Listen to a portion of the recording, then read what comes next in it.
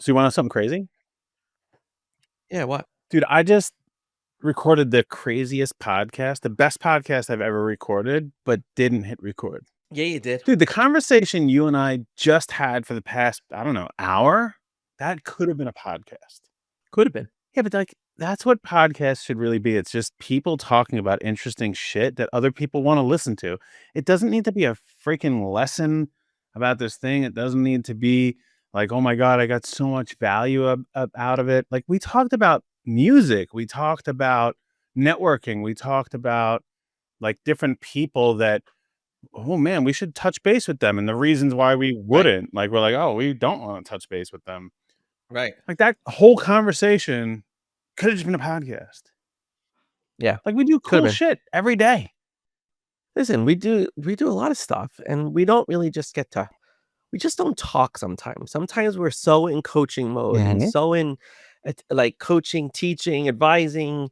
Like we always feel like we've got to give that advice or that lesson so that it's meaningful and it is implemented and carried out. And but sometimes we just have to recognize when you just have a conversation, like you can learn so much just by what comes up in that conversation. Like I just learned about 3 major song artists that I don't even know about, right? Because my genre of music has always been the pop chart, top of the charts, pop music, right? Listen to Z100 here in New York for so many years since the beginning. You know what it was too? I was thinking about like why don't I really have a deeper meaning for music or a deeper connection to certain people in music. And it's because I always listened to music in the morning when I was commuting. Mm.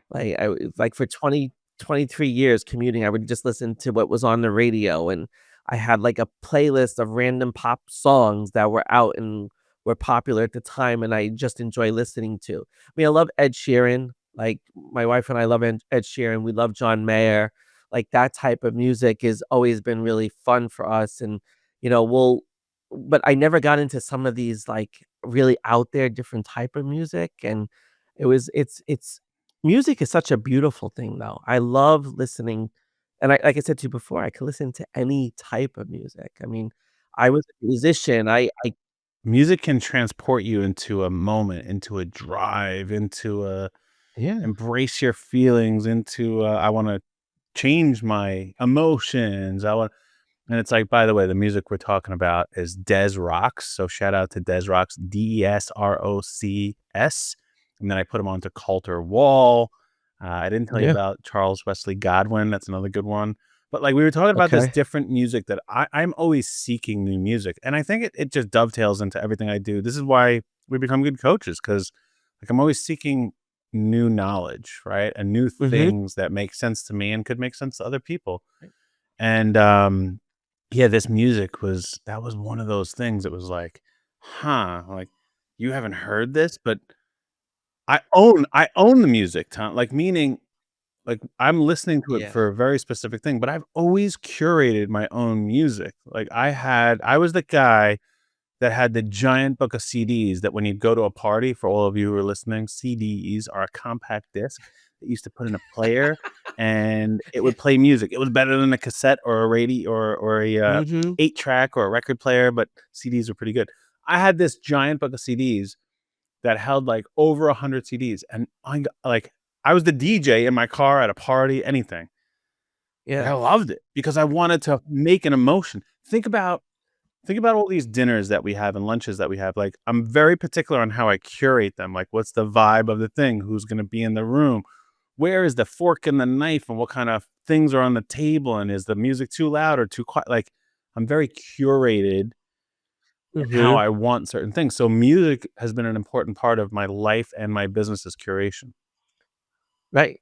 Well, it is, it's so much part of what we do too. I find music to be very spiritual.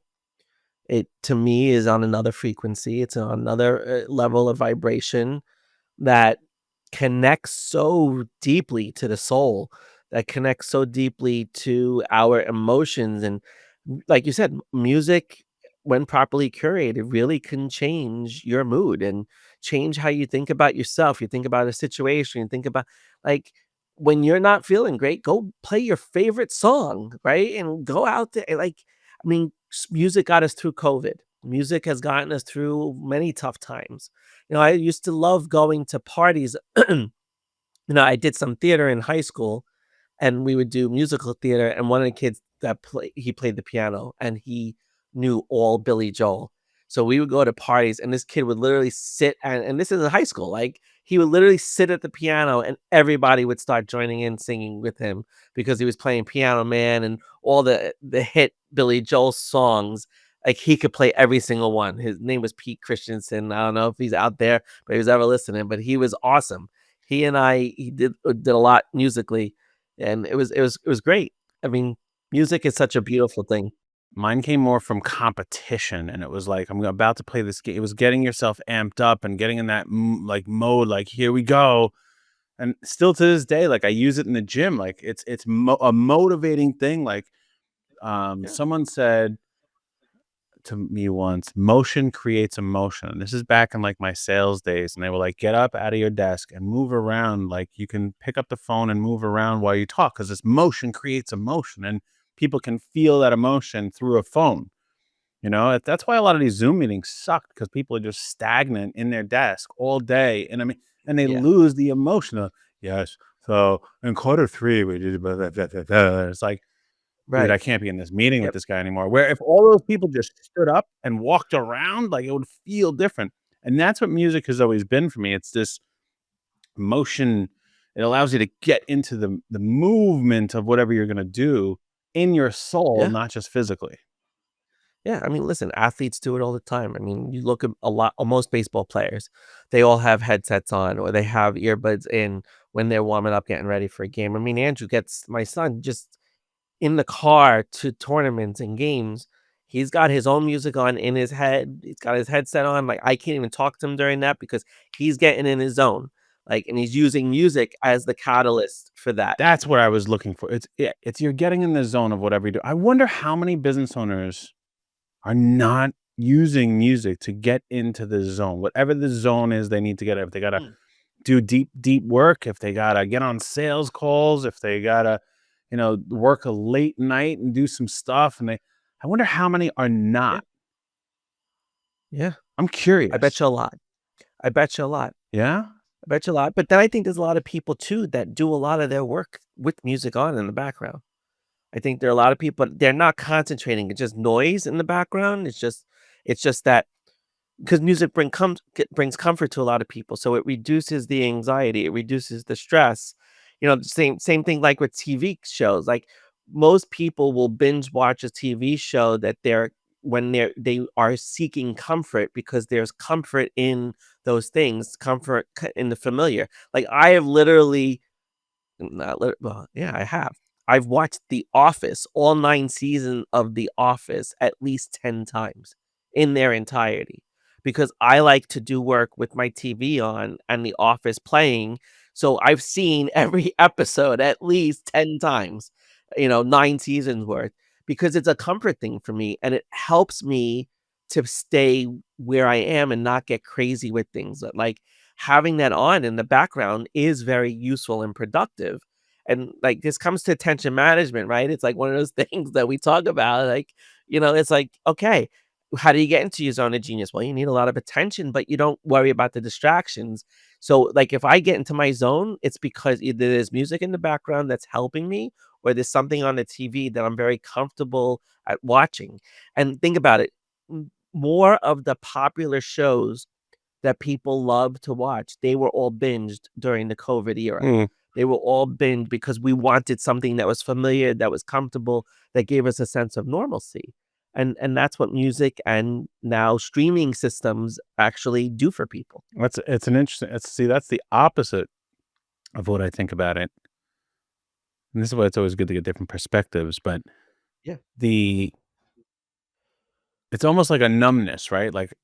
Because when I do deep work, I cannot have music on at all because it will distract me because I start paying attention to it. Like it's silent when I'm doing deep work. If I'm doing monotonous work, task oriented work, Like, I'll put on something that I'm not gonna sing along to, but it's music, so, like, uh, jazz music or EDM music or, deep house Mhm. music, something like that that's just, like, rhythmic, but it's not gonna take away I might bop my head, but I'm not gonna start thinking along with it, singing along with it. But you're right, there's other types of shows and music that people are doing it so they can numb themselves almost, and I don't mean numb like not feel it, but I mean, like, not be able to stay focused because they can't deal with their own thoughts or their own distracting activities, and I never thought about that either. I hope I never come to that point, and if you are on that point, oof, I feel bad. That's a great point because you're focused on it subconsciously, and that's the only distraction, right? That becomes the only distraction, but it becomes a very controllable distraction, right? And if you have a very controllable distraction, you can concentrate on the thing that you are working on. It's an interesting point. It's very true. Hmm. Like, you don't know how it impacts like, some people need that because it's the one thing they can listen to that they will allow to distract them, but it doesn't it just becomes part of what they're doing. It's interesting. It's an interesting idea. Hmm. But there's a lot of benefits to it, and that's what people have to, realize is that when you're struggling to focus or you're struggling to get out of a situation or your mood is not in the right place, music is the thing, man. That's the thing that brings you Where do back. you find well, I guess you don't really, right? Like, I don't really find new whatever plays on the radio, yeah. that's like my source of new music. See, I don't listen to the radio at all. There's no radio I listen to, so I have to seek out music, and even when I was younger, I the only time I listened to the radio, this show you how old I am. I was? How old I was? This show you how old I am. I only listened to the radio to listen to Howard Stern in the morning back when he was Hmm, on radio, so that's when I listened to it. Then I would say when I was really young, like 7 or 8, I used to listen to the radio and record. I had a dual cassette. I remember my parents for Christmas and my birthday's in on January 1st, so I would always get, like, a combined Christmas and birthday gift, so I could ask for a big gift, and I got a right. dual cassette stereo with, like, 2 speakers that detached, and it was amazing. So what I would do is I would A record the 5 CD radio. tray, I hope? What'd you say? A 5 CD tray on top? No, I'm not joking you, it had a record player on top and 2, Oh, shit. CD Okay, players. okay. That's how We're I mean, talking come like on, I was early born in eight we're talking in '79. the '80s. Now I'm giving all the Okay. things away. People are gonna be able to steal my identity. So, That's right, I'm still older than you. I would record the radio, like, it was like the top 10 hits, and you would count down on Friday nights, like the top 10, and I would record it, and it was so hard because you had to get it just right, and then when I got this dual cassette recorder, I could just record the whole show, and then you could tape onto the other one. It was like, "This is fantastic." And I would create my own music so then I could go leave and listen to whatever I wanted because I did not wanna listen to the radio. And now, like, I find new music through podcasts a lot. It's like what people Hmm, on podcasts are either they'll bring on a musician, I'm like, "I never heard of this person," and it's funny, I used to be interested in the music, now I'm interested more in the person's origin story or why they started writing this specific song or how they became so popular, or how they're dealing with the rise of their success. And so that's one way. And another way is like people will talk about some music that has really right. inspired them or meant something to them. So it's interesting how my source of music, like the one I talked about earlier, Des Rocks, was introduced to me through Dana White, and he was saying that he was at this show and he was going to see some other band and these people were opening and he's like, "Oh my god, it's so good. What is this?" And they played like one more song. He's like, "That's incredible." And he found out they were playing like in another state and he flew to the other state the next day to go see them and they were so good. He loved them so much that he goes to many of their shows and now their music is on the, like, highlight reels for a lot of the UFC, promo Huh, videos that they do. So, like, I would have never known about this band if it wasn't for me paying attention to someone I respect and admire, Dana White, saying, "I really right, love them." So right. it's interesting how I find music these days, but I think it's so Yeah, important to it's have it's something. so important, and there's so many angles, and listen, there are so many artists on iTunes and Spotify that are just putting their stuff out, and they're nobodies right now, but they can produce music and put it on a platform like that, and you can listen to it, and I know so many people that have done that, like, just making their own stuff, and that's the place I guess you could go to find new stuff, who's trending and who's the top and who's new to whatever.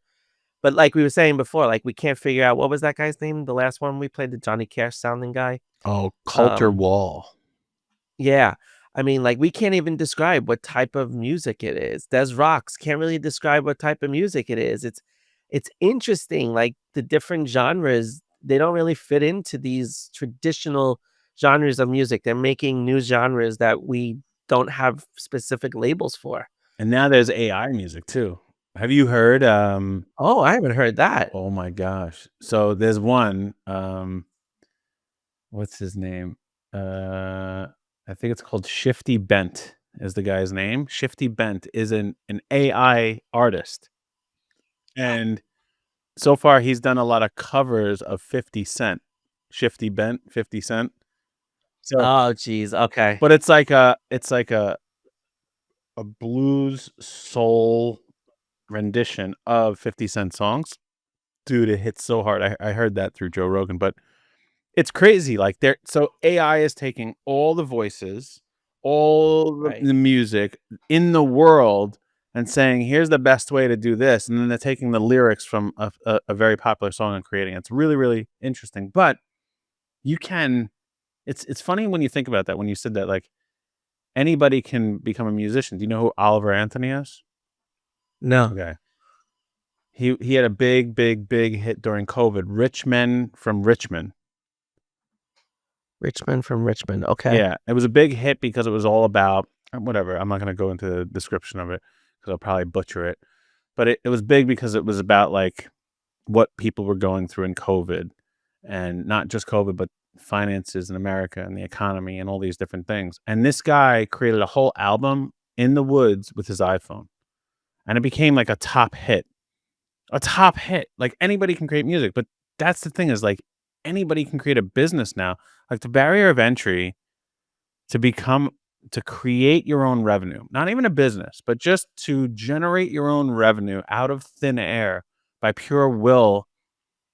Anybody Yeah, can do this now. And we're witnessing so many people become, if you're listening, I'm putting air quotes on business owners.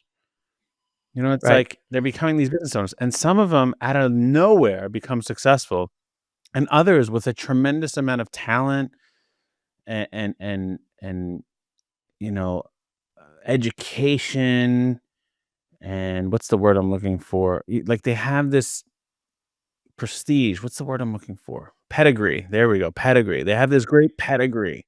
You know, Doctor So and So Right. went through all these things and did these great things, and they decide I'm going to create a business, and they can fail when some kid out of Ohio that was 18 years old could just Yeah. start something and become a multimillionaire. Well, they are saying that AI is gonna create the most millionaires. Oh, maybe. I mean, I'm not worried about AI. I'm worried about people having the determination to go and start a business. Start Like exactly. I Yeah. have a desire to start a business. Now, some of them started out of like, I just want to make a lot of money. And others are like, I just want to bring this thing to the world and they can happen to generate revenue from it. But there's the barriers of entry are so low now. You used to, in order to start a business in the past, you had to have a lot of money. Okay. It was like, Mhm. it was a lot of money to start a business. Yep. You know, you needed a storefront and you need to go file all the paperwork and you need to buy a sign and go purchase business cards and figure out how to organize everything professionally. And it was like, if you were a business owner in the past, it was like, whoa, like you were looked at like that's so impressive. Where now you're like, you own a business, a lot of people laugh at it, like, okay, sure you do. You know, so Yeah, but there are people that are breaking through and truly changing their lives and their families' lives because they decided, "I'm gonna do this thing." correct. You know, we've been talking a lot about lately, this philosophy that, Chris Williamson, who's from the Modern Wisdom podcast, I'm saying that because many people don't know who he is, and they should, and Alex Hormozy from acquisition.com. If you don't know who he is, that's weird that you're listening to our podcast and you don't know who he is, but, I'm sure you do Yeah. if you're listening. So Tom and I last week went to see Chris Williamson do a one man show in Manhattan, and it was awesome. And he brought up this story, and I've heard this before. Him and Alex Hormozy came up with this thing called the Lonely Chapter, and Yep. what it was really about is they're kind of talking like, we write our own lives, right? We write the story of our lives, and we all go through this lonely chapter. And this lonely chapter, and if I'm butchering it, whatever, this is how I received it. This lonely chapter is this point in your life when you have outgrown your previous life. You've outgrown your friends, maybe even your family, the type of things that you do, the type of maybe clothes that you wear, the type of music that you listen to. You've kind of outgrown all of that, where it just doesn't make sense to you anymore. You don't have no desire for it. You don't enjoy it, and you've moved beyond it. But the problem is in this lonely chapter is the next stage that you're about to go into, where you find all these new things that you are pumped up to do and these new people you really do want to spend time with. You're not really ready to be with them yet, externally or internally. Like you don't have the confidence yet to go be in those rooms with them, or you don't have the money to go on the vacations with them, or you're just in between these two things. And this lonely chapter has come up with a variety of our clients in the past week or so. And it's like, how many people are living in this? How many people are at that stage where they're lonely, but they're not really alone?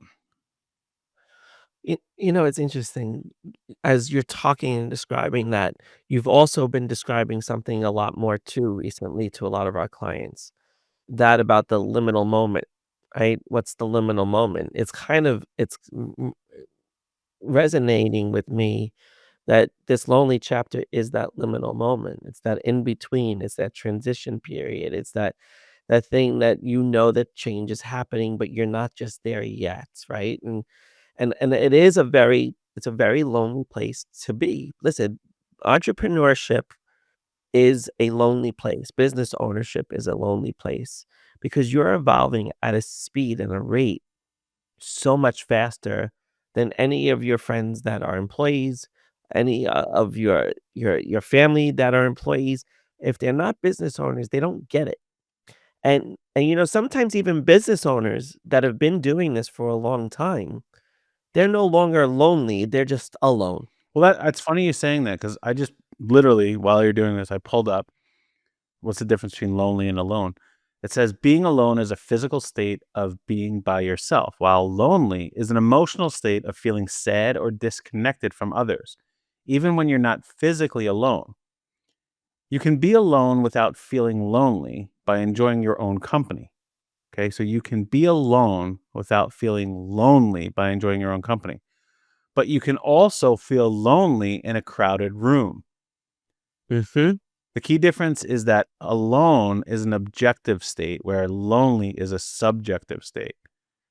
Correct. So, but this is the reason they're calling this the lonely chapter. Like you could like look, I felt it. I go sit in a room, me and you a few weeks ago went to a networking meeting and there had to be 200 people there. Yeah, we were lonely. I was We super had each lonely. other. Thank God you were That was there. it. Yeah, thank God you were there Like, but we 'cause weren't I alone. And what I'm saying, this lonely no, chapter is a good thing. Like, it means you're moving beyond your former self. You've grown. right. Like, this is a good thing to feel. It doesn't feel good, but it's a good thing to feel because you are moving beyond who you used to be and turning into who you've always wanted to become. And you just don't fit anymore. Like you're not in those rooms. You're like, I shouldn't be here. I don't know why. I just don't feel like I belong here. And that is a very normal thing for business owners, but a very unnormal thing for human beings, right? We have Mhm. this desire to just fit in and this herd mentality and go with the flow. And who doesn't want to feel liked and feel understood and feel seen? And it's like, but when you're building something great like a business and you're changing people's lives, yours included, you're going to feel lonely for a while. And eventually you will connect to that next level of person that's like, hey, man, you're not alone. And guess what? Now you don't need to be lonely either because I'm just like you and come along for the ride with me. And that's that missing piece that most people don't have. And, we hope that social media gives us these things, but it's a lot of bullshit on social media. It's just turned into instead of social media, like advertising media. It's just a place where people are trying to tell you why you should do business with them. It's very Mhm. hard to find a way to connect there any longer. But man, if you're in that lonely chapter, I feel you, pal. I think I'm kind of Yeah. sort of in it right now. Well, I think that I like that you drew the distinction between lonely and being alone.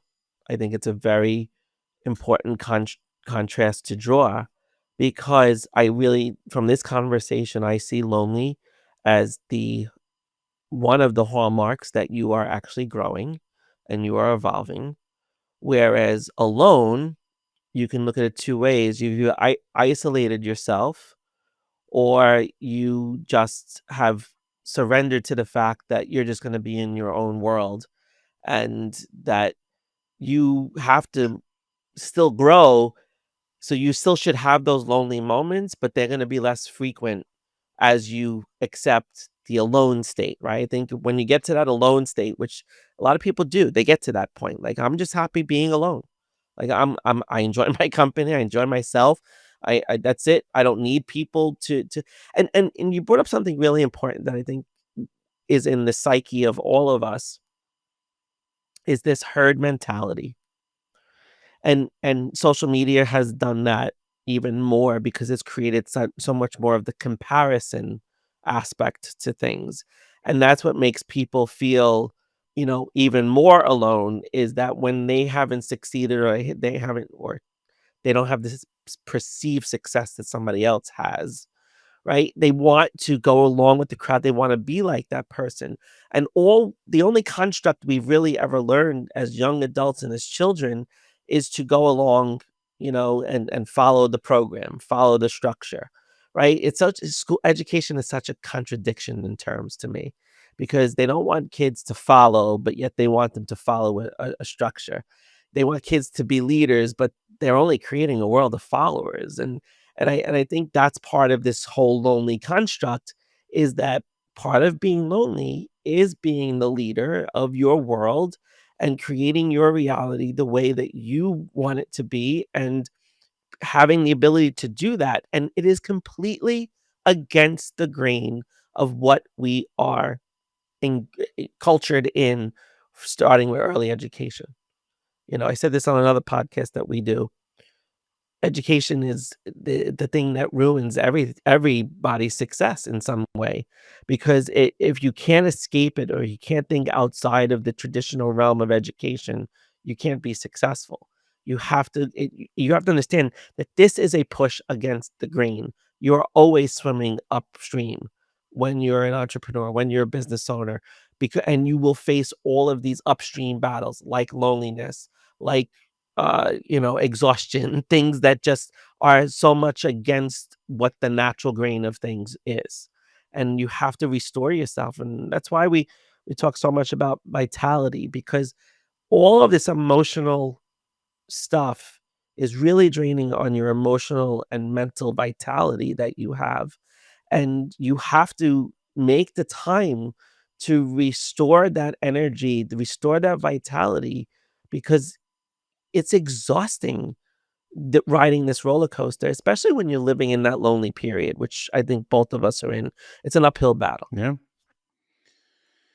The other thing I took away from that modern wisdom, it's written on the board behind me, Mhm. was regret and pain. And it attaches a little bit to the lonely chapter. Is like what he said, and this is thing he just said on stage. I've never heard him say this another time. He did, however, say reference somebody else brought it up to him. He said, in life, you're going to have regrets. Yep. So why not choose your regrets? Right? Like, why not decide, okay, this is the thing I'm willing to regret. And when you're in your lonely chapter, that's something you're probably gonna have to decide, like, because you're gonna end up regretting something, right? That's what I'm saying is you're gonna go through and build this and become bigger and have a new set of friends and a new set of activities that you do, and some of them may be the old things you did just in a different way, but you're gonna end up regretting something. So the Right. premise is like before you regret it, choose it. Choose like, okay, I'm willing to regret that. And I did this recently. I looked at what are the things I'm willing to regret. And there were two things. It came down to like friendships, and the other was that I'm willing to regret leisure time. Like not free time, but leisure time. Like time to just do these things. Like I have very specific I love to golf, but it's usually around a particular purpose. Like I have purpose in my leisure time. I don't just want time to do nothing. And then the friends, it's like, most of my friendships, I don't know if you'd call them friendships, but most of the people that I enjoy spending my time with are people that I am productive with, or I'm helping them be Mm. productive, or they're helping me be productive. It's not just like my friends from, time ago. I'm like, we should just catch up. It's not that. And I think I'd be okay if when I was older, I looked back and I didn't have many quote unquote friendships, but I had a lot of amazing people that I spent time with. So what are your regrets? I'm not asking you, Tom, but what are your regrets if you're listening to this? Like, is that something you can choose? Can you really sit down and be like, all right, I'm willing to regret this because it takes a different caliber of person to be able to build whatever it is you're trying to build right now. It's fucking hard. And something's gotta go over here and be regretted. He said, "Choose your regrets, choose your pain." It's interesting because to me, sometimes I feel like it could be the same. What you regret is gonna cause the pain, but you could choose that, right? It's almost like choose the pain too. Like, I mean, like you're saying, like, we could choose our friendships as the regrets because we may not it may be better to sacrifice that. Like, I look at this as sacrifice. Like, what am I gonna choose to sacrifice? Mhm. What am I gonna choose to just give up I'll challenge for the you on that sake of though, why? because I looked at it different. I don't know if you had an opportunity to go through it yet, but I like the regret, I'm choosing that because I'm gonna have that. The pain is something that I'm going to go through each and every day. Right. Like, Right. so I'm gonna have the regret. Yeah. It's I don't and for me, they weren't connected at all. Like the pain I was willing to endure, and that's the way he put it in the one man show. It's like, what Yeah. pain are you willing to endure? What regret are you gonna choose? But the pain I was willing to endure was a consistent uncomfort, like not ever really being comfortable. Like I'm okay dealing with it because it's painful to be uncomfortable. No one wants to feel awkward. Everyone wants to feel liked and accepted and seen and like Right. understood and okay, and this is smooth and this is easy and this is, our whole philosophy is business is simple. It's just not easy. Well, if that's our whole philosophy, it's going to be really uncomfortable doing the very, very, very hard things. And like, I'm willing to endure that. I really am. But it's going to be painful. It's going to take things from me. It's going to utilize my resources. So when I looked at it, I'm like, okay, is that the pain I want to go through? Or you can choose other pains. It's like, well, the pain is I don't have enough money to, do the things I want, or the pain is I don't, my kids, don't really know me. Now that one could be connected. I regret not seeing my kids. I'm willing to accept that pain, but for me it wasn't Right. correlated. Yeah, I see that. And too, the other piece of this is that whenever whatever we do as business owners and trying to build things, there's always pain. Is it just accepting simply that there is always pain? Like that to get what you want, you're gonna have to have some pain, Yeah, right? but You which know, one are you willing to endure? That's what he was saying to is like, you gotta yeah, pick your pain, so to speak. It's like it's gonna be painful, man, and you're gonna have regrets. Like, and that's what it was is either way, you're gonna have regrets and you're gonna have pain. But why let them just happen to you when you could choose them? choose them. Yep. Yeah. Especially when you're in your lonely chapter. Like because that's when it's the most painful. Because there's Well, nobody this is around. the most painful. Yeah, It's it's all the on you. most painful. Yep. Emotionally, subjectively, you are in pain.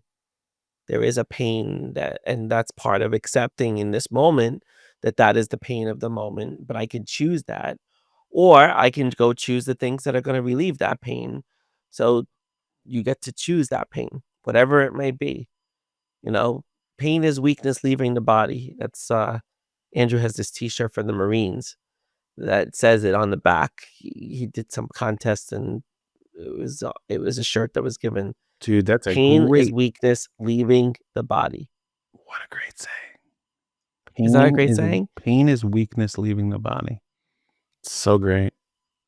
Because it is. Because you're growing, you're developing the strength. That's what the pain of the moment is. So choose the pain because you know it's only gonna make you stronger.